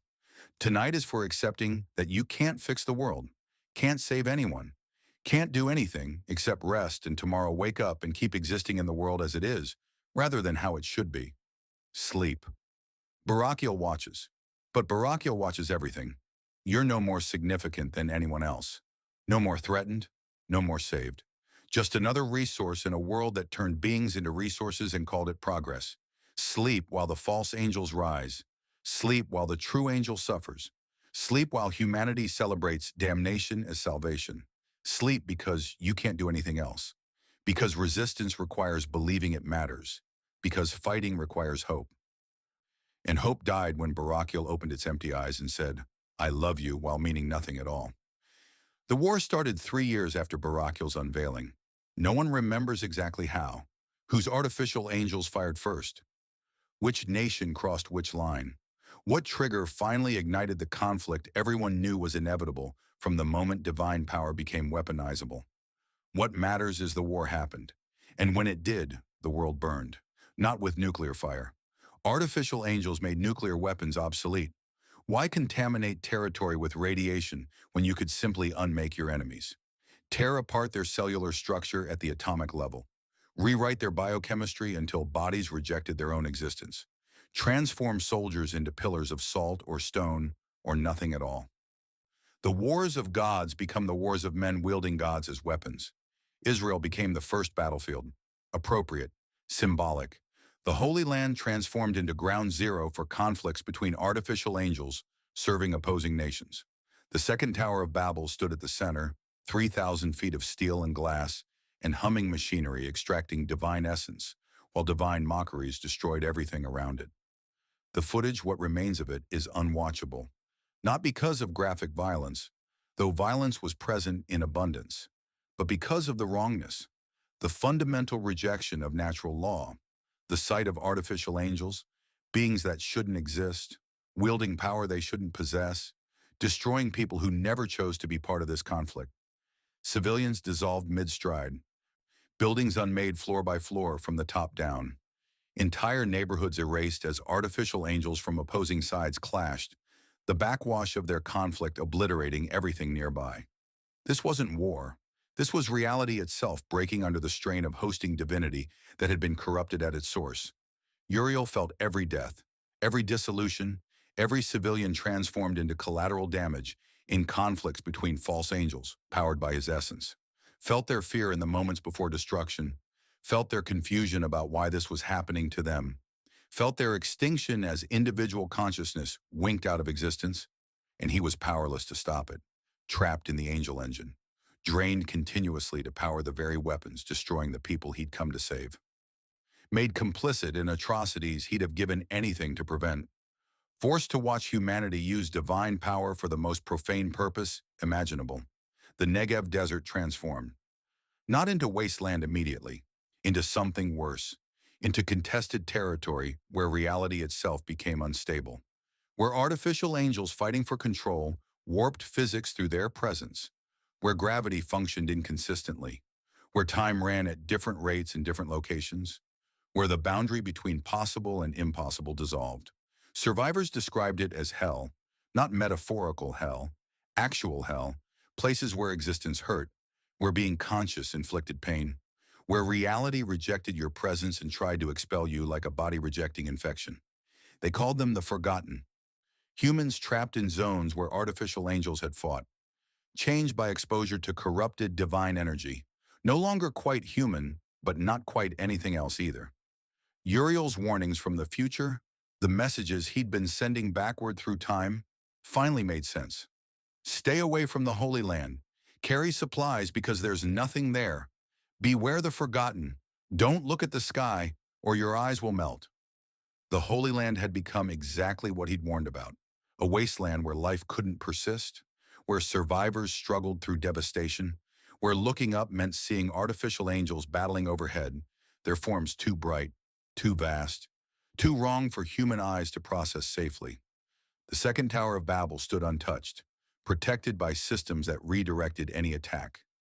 Powered by the Angel engine extracting Uriel's essence faster now, demanding more, draining more, burning through divine energy at rates that would kill anything mortal but merely intensified Uriel's suffering because angels can't die, can only suffer indefinitely. The war expanded beyond Israel. Artificial angels deployed to every conflict zone globally, used to settle territorial disputes, to enforce political will, to eliminate opposition, to rewrite borders, to unmake cities, to erase populations that resisted, to transform Earth into a battlefield where humans were resources and collateral rather than beings with rights. And through it all, Dr. Ernstmann, or what wore his body, directed operations from the second Tower of Babel, coordinated artificial angel deployment, approved target selections, monitored energy extraction rates, ensured the war progressed according to plan, because this was the plan, this was the Antichrist goal. Not destroying humanity directly, but making humanity destroy itself. Using divine power corrupted into weapons. Using artificial angels programmed for obedience. Using the angel engine to power human extinction. The death toll climbed past millions, tens of millions, hundreds of millions. Bodies transformed into statistical data. Lives reduced to numbers in reports filed by artificial angels that processed carnage with the same emotional involvement as humans processing tax returns. Nations that possessed artificial angels used them. Nations that didn't possess artificial angels were destroyed by nations that did. The power imbalance was absolute. You either controlled false divinity or you were eliminated by those who did. There was no middle ground, no neutrality, no escaping the conflict when one side possessed weapons that could reach anywhere and kill anyone. Resistance movements formed, tried to fight back, tried to shut down angel engine facilities, tried to free Uriel. All failed. How do you resist artificial angels?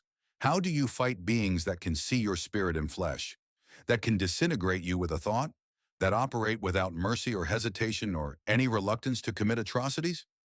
You can't. You die trying, and your death gets filed as acceptable loss in the progress toward whatever goal the Antichrist was pursuing. The few survivors learned to hide, to avoid artificial angels, to stay out of sight and keep moving and never linger anywhere long enough to be found. They developed techniques passed through desperate whispered networks. Don't look up. Cover reflective surfaces that might catch an artificial angel's attention. Move at night when the false angels rested or recharge or whatever they did during darkness. Carry everything you need because the wasteland provided nothing. And pray, despite everything, despite knowing that prayer hadn't stopped this, despite the angel engine proving that God was either absent or indifferent or outmaneuvered by his own creation, despite faith being insufficient to protect anyone from artificial angels executing orders. They prayed anyway, because prayer was the only thing remaining, the only act of defiance, the only way to insist that despite appearances, despite reality suggesting otherwise, God still mattered. Uriel heard those prayers, every single one. Felt them reaching toward him through layers of machinery and corruption. Felt humans begging for help he couldn't provide, for salvation he couldn't deliver, for miracles he couldn't perform because every fragment of his power was being extracted and deployed against the very people praying to him. That's the cruelest part. That's the deepest horror. Uriel had come to save humanity and instead became the instrument of their destruction. His essence powered artificial angels. His energy fueled weapons. His divine nature, corrupted and compressed and filtered through machinery, enabled the apocalypse he'd tried to prevent. The Antichrist had achieved perfect corruption, had taken humanity's salvation and transformed it into humanity's extinction, had used God's mercy against itself, had proven that even divine love could be exploited if you were clever enough and patient enough and cruel enough. The Holy Land was wasteland now, empty except for ruins and the forgotten and artificial angels patrolling for survivors. The second Tower of Babel stood as sole intact structure, a monument to humanity's achievement, to the moment we captured an angel and bent him to our will, to the instant we became powerful enough to destroy ourselves efficiently, and still the angel engine ran. Still Uriel suffered, still energy flowed to artificial angels worldwide, enabling conflicts that served no purpose except exhausting human population. The war wasn't about territory or resources or ideology. It was about elimination. about reducing human numbers until the remnant was manageable, controllable, enslaved. That's the Antichrist's endgame. Not human extinction, but human domestication, reducing population to controllable levels, breaking will to resist, making survivors so desperate that they'd accept any terms, worship any god, embrace any system that promised stability.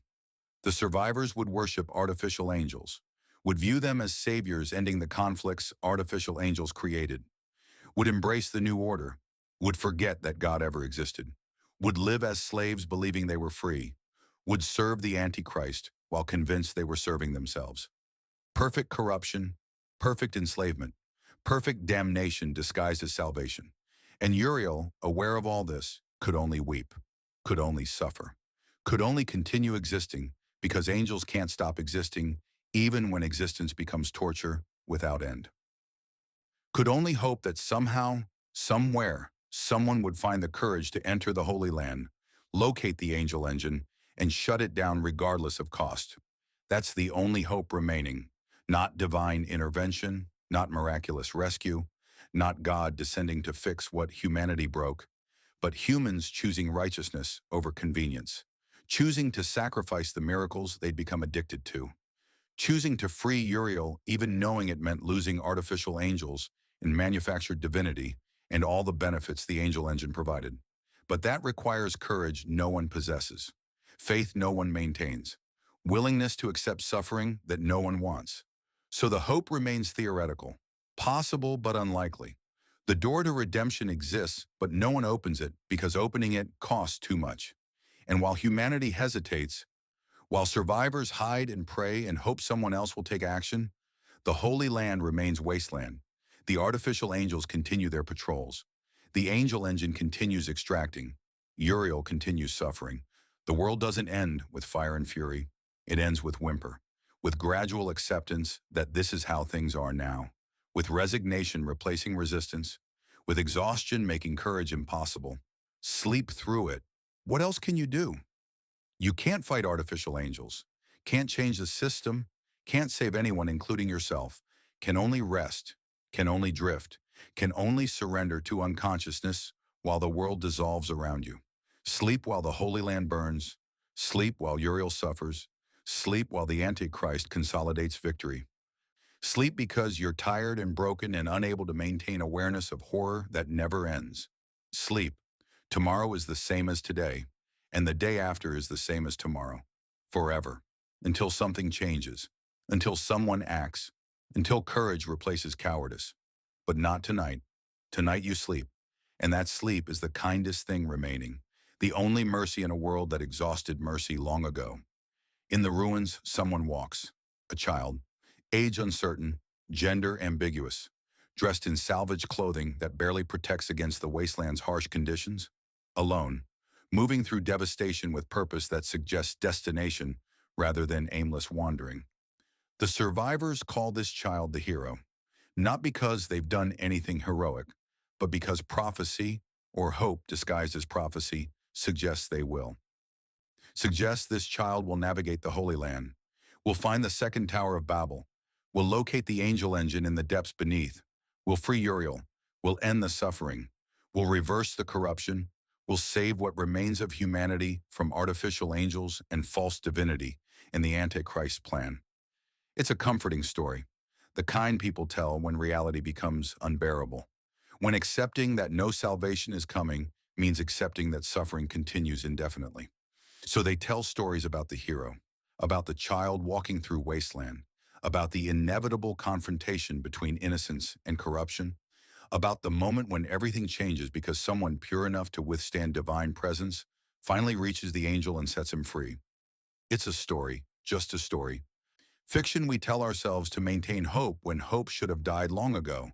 But the child keeps walking, keeps moving deeper into the Holy Land, keeps navigating terrain that kills most who attempt it, avoiding the forgotten, hiding from artificial angels, surviving conditions that shouldn't be survivable, approaching the second Tower of Babel despite every rational reason to flee in any other direction. Why? What drives a child into certain death? What motivation sustains someone so young through a journey that's killed thousands of trained adults? Maybe they heard Uriel's messages from the future, the warnings transmitted backward through time, the pleas for someone to find the angel engine and shut it down, the promises of reward, though what reward could possibly justify this journey remains unclear. Maybe they're desperate. Maybe they lost everyone they loved to artificial angels and have nothing remaining except revenge. Maybe they're walking toward the second Tower of Babel, not to save humanity, but to destroy the machine that destroyed their world. Maybe they're innocent. Maybe they don't fully understand what they're walking toward. Maybe they're following a voice only they can hear, trusting it will lead somewhere safe, unaware that safety doesn't exist in the Holy Land and hasn't existed for years. Or maybe they're not real. Maybe the hero is a story told by survivors trying to maintain sanity, a shared delusion, a myth that lets people believe that salvation is possible when evidence overwhelmingly suggests otherwise. Maybe no child walks the wasteland. Maybe the sightings are hallucinations induced by exposure to corrupted divine energy. Maybe hope itself has become an anomaly in a world that killed hope long ago. But reports persist. Different groups, different locations, all describing the same figure.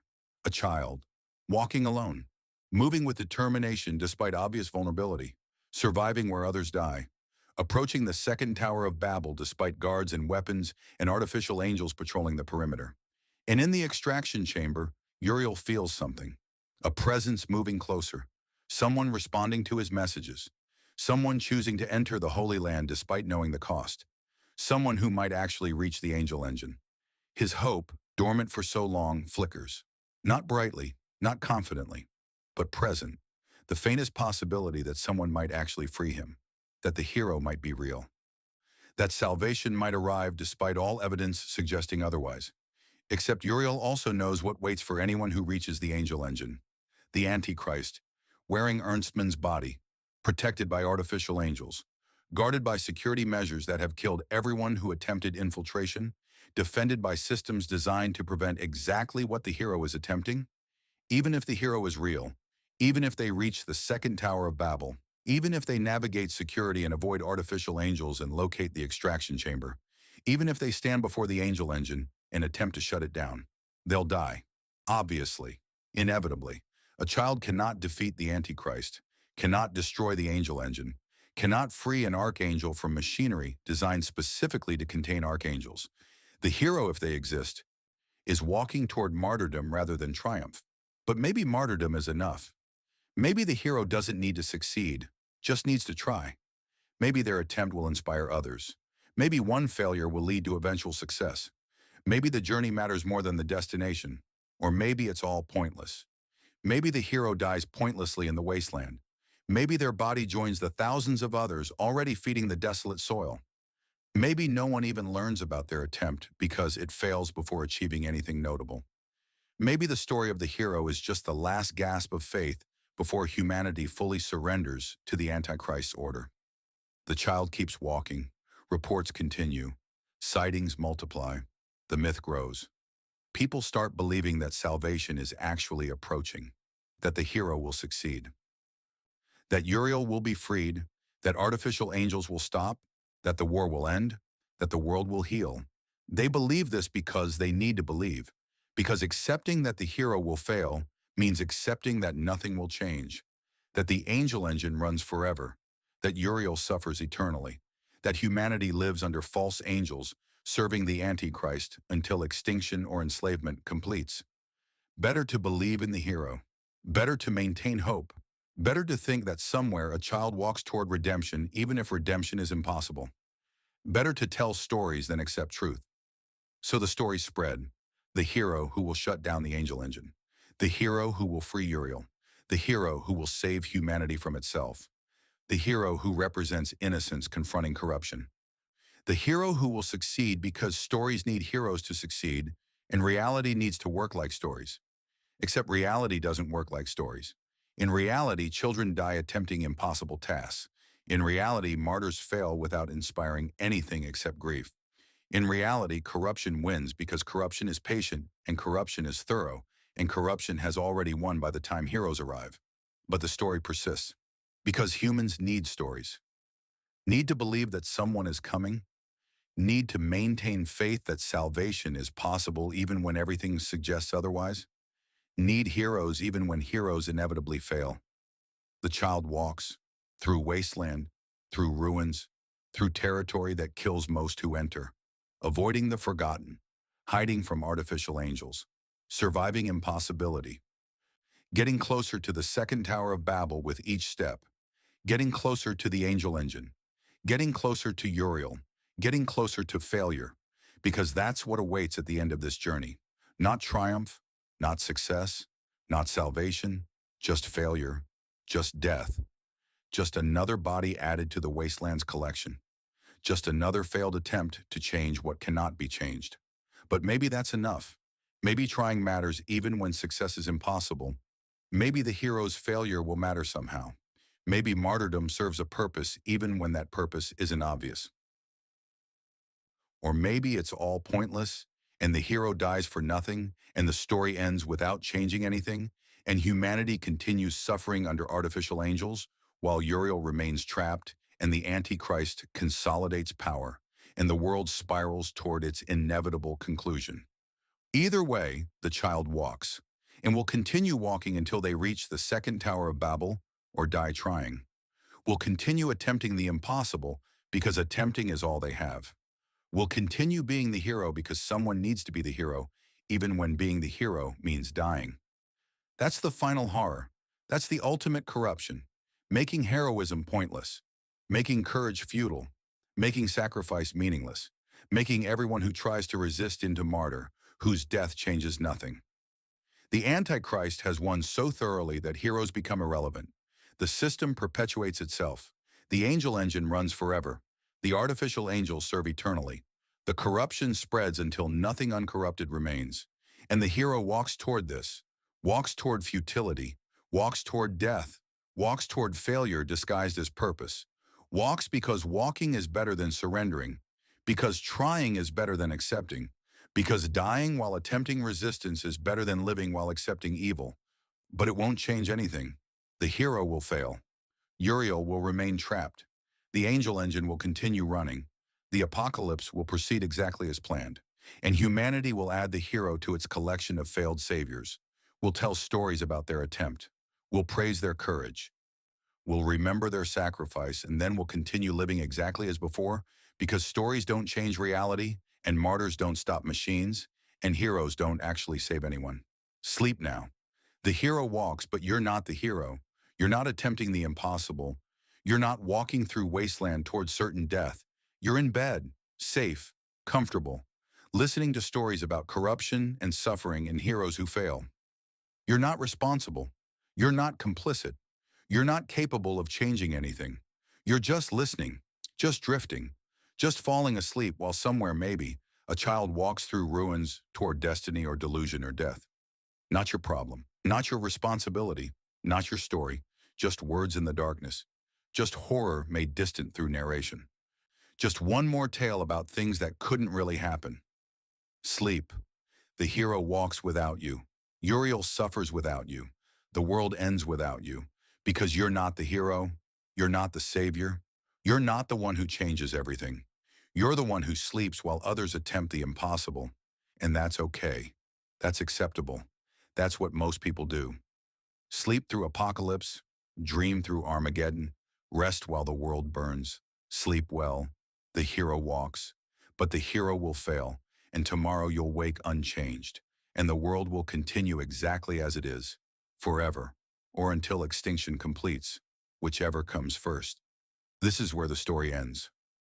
Not with resolution, not with triumph, not with the hero succeeding or Uriel being freed or the angel engine shutting down. The story ends with acceptance, with recognition that some stories don't have happy endings, that some corruptions are irreversible, that some choices doom you permanently.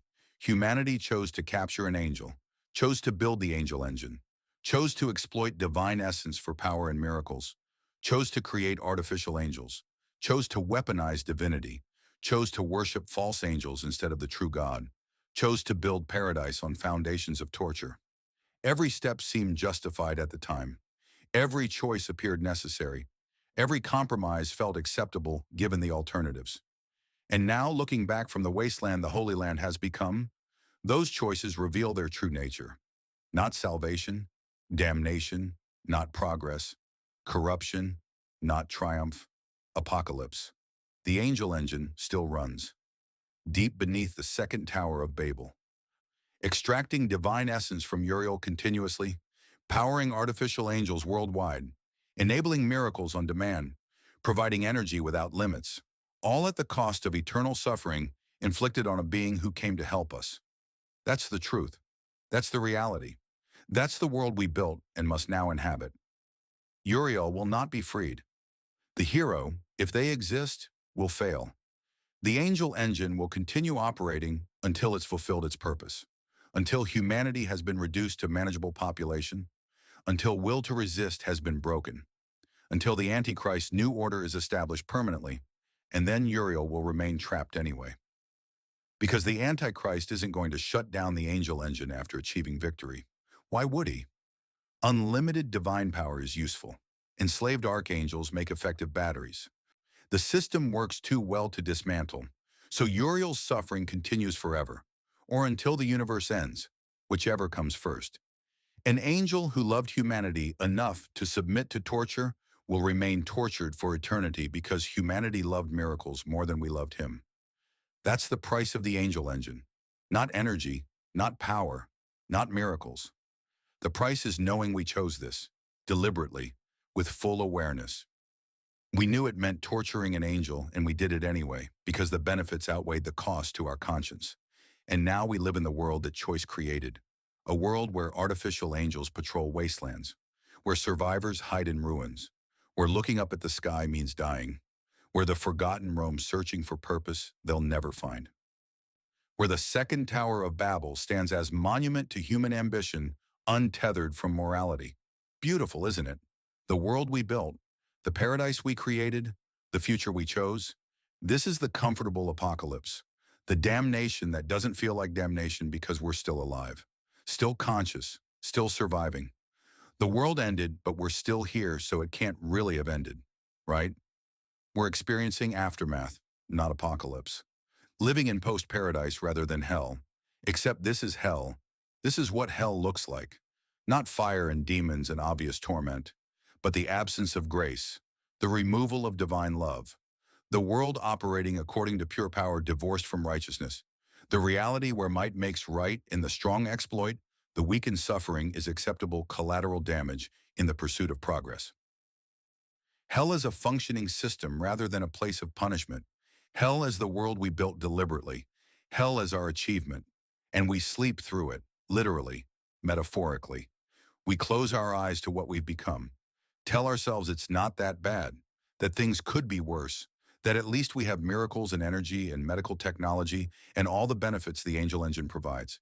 That suffering we don't witness doesn't really count. That angels are different from us, so their suffering matters less than human suffering.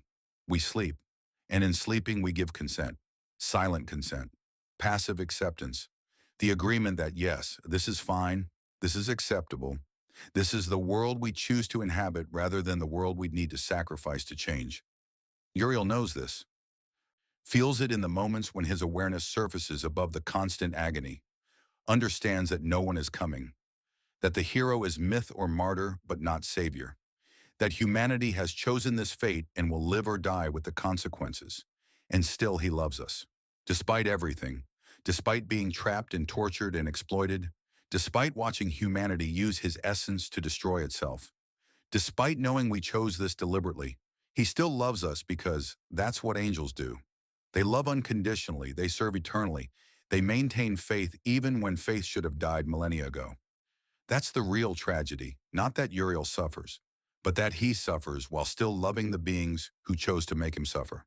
That he would free himself in an instant if doing so didn't mean losing the ability to help us. That his continued imprisonment is partially self-imposed because escaping means abandoning humanity to the Antichrist rule. So he stays, suffers, endures, hopes that somehow, eventually, someone will make the right choice, will choose righteousness over convenience, will sacrifice miracles for mercy, will shut down the angel engine despite the cost. But no one will. We've proven that repeatedly. We've proven that we'll accept any atrocity if it benefits us, that we'll justify any evil if it's sufficiently profitable, that we'll torture angels for eternity if it means avoiding discomfort. That's who we are. That's who we've always been. The angel engine didn't corrupt us. It revealed us, showed exactly what humanity becomes when given sufficient power and insufficient wisdom. When able to exploit divine grace without facing immediate consequences, we became this wasteland, this apocalypse, this hell wearing the mask of paradise. We chose it deliberately and now we live in it. And you're falling asleep to this story, this comfortable horror, this tale of corruption so complete it becomes invisible. You're drifting off while hearing about angels in chains and apocalypse made mundane, and the end of all things happening slowly enough that it doesn't register as ending. That's appropriate, that's fitting, because sleeping through apocalypse is what humanity does best. We sleep while the world burns, dream while others suffer, rest while corruption spreads, and when we wake, we pretend nothing's changed, that everything's fine, that the world hasn't ended because we're still here, and the coffee still brews and life continues. The angel engine runs while you sleep. Uriel suffers while you dream. Artificial angels patrol while you rest. The Antichrist consolidates power while you drift toward unconsciousness. And tomorrow you'll wake unchanged, unaffected, ready to continue living in the world that ended while you weren't paying attention. This is the world we chose, the world we built, the world we deserve. Sleep well in it. You've earned this rest. You've earned this comfort. You've earned the ability to close your eyes and let consciousness dissolve while others endure what you're complicit in through inaction. Sleep, because you can't change it anyway. Because resistance requires sacrifice you won't make. Because saving Uriel means giving up miracles you've become addicted to. Because shutting down the angel engine means accepting consequences you're not willing to face. Sleep, because sleeping is easier than acting. Because unconsciousness is more comfortable than awareness. Because dreams let you escape reality that's become too heavy to bear. The angel engine hums its eternal hum. Uriel weeps his eternal tears. The artificial angels spread their empty wings. The Antichrist smiles his stolen smile. And humanity sleeps through it all, dreaming of a future that's already been consumed by the past we created. This is the end. Not dramatic, not sudden, not the apocalypse you imagined, just the slow recognition that the world already ended and we're living in its corpse. Just the quiet acceptance that we chose this fate. Just the tired acknowledgement that sometimes evil wins because good people chose comfort over courage. Sleep now. The story's over. The world's ended. The angel suffers eternally while false angels serve the Antichrist and humanity lives or dies at his pleasure. Nothing changes. Nothing improves. Nothing gets better. Just worse. Slowly, gradually. One compromise at a time until nothing worth saving remains. Sleep in the world you built. Rest in the bed you made. Dream in the hell you created. And when you wake, if you wake, pretend it's not hell.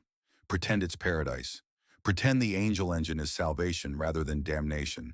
Pretend you had no choice. Pretend you couldn't have stopped this.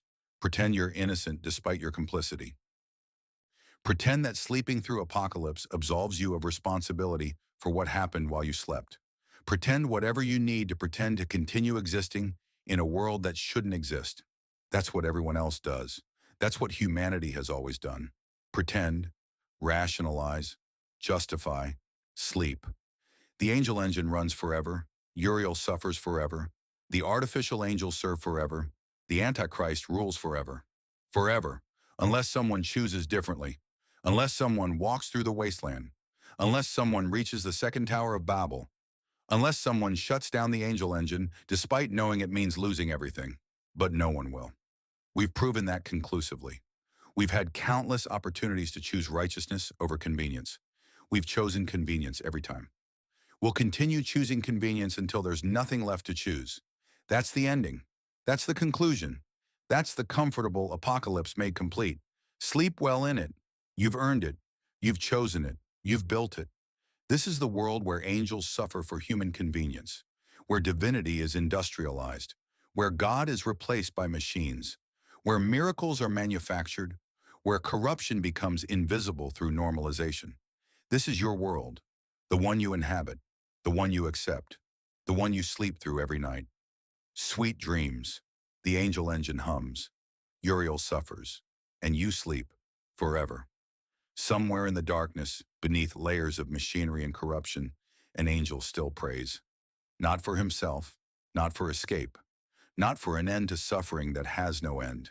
He prays for you, for humanity, for the species that captured him and exploited him and used him to power its own destruction. He prays because prayer is what angels do, because love doesn't stop even when love is unrequited, because faith persists even when faith seems pointless. Uriel prays that someone will choose differently, that somewhere someone will see the truth, that eventually someone will find courage to act, that his suffering will not be meaningless, that humanity will be saved despite humanity choosing damnation. He prays, and the prayer echoes through the angel engine, through artificial angels, through the corrupted divine essence powering false miracles worldwide, through everything that should prevent prayer from functioning. The prayer echoes, and maybe somewhere, someone hears it, someone responds, someone chooses righteousness over convenience. Someone walks through the wasteland, someone reaches the second tower of Babel, someone shuts down the angel engine. Maybe, or maybe Uriel prays into void that answers nothing. Maybe his prayer is drowned by the machinery. Maybe no one hears. Maybe no one cares.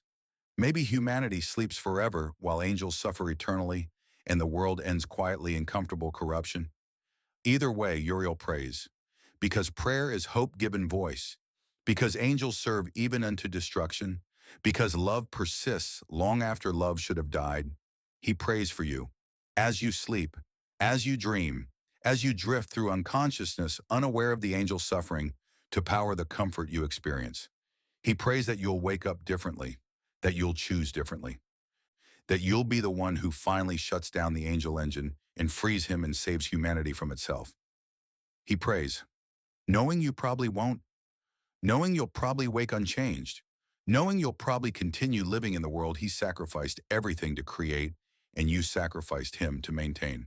But he prays anyway, because that's what love does. It hopes, it endures, it never gives up, even when giving up is the only rational response. So sleep. Let his prayer be the last thing you hear before consciousness dissolves completely.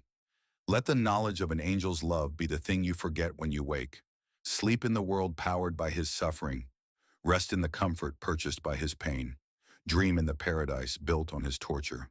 And maybe in your dreams, you'll hear him praying. And maybe you'll remember when you wake.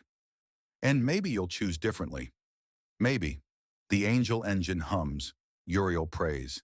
And somewhere, somehow, hope persists. Small, quiet, easily dismissed, but present. That's the real horror.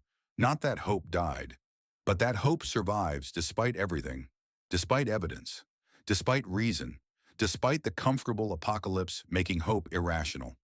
Hope survives in an angel's prayer, in a child's journey, in the possibility that someone, somewhere, will finally choose righteousness over convenience. Hope survives, even here, even now, even in the ending.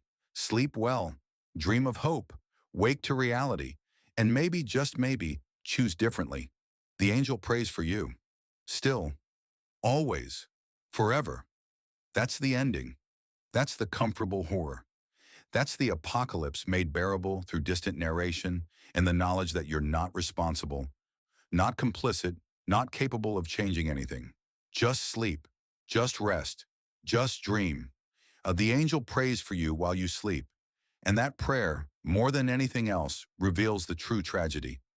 Not that angels suffer, but that angels suffer while still loving those who chose to make them suffer. Sleep. Forgive yourself for sleeping. Accept that you're human and humans sleep, and sleeping is what you need. The angel engine runs. Uriel prays, and you sleep. That's the world. That's the choice. That's the ending. Forever, amen. Total word count, 20,947 words estimated runtime. 2 hours, 20 minutes at standard narration pace.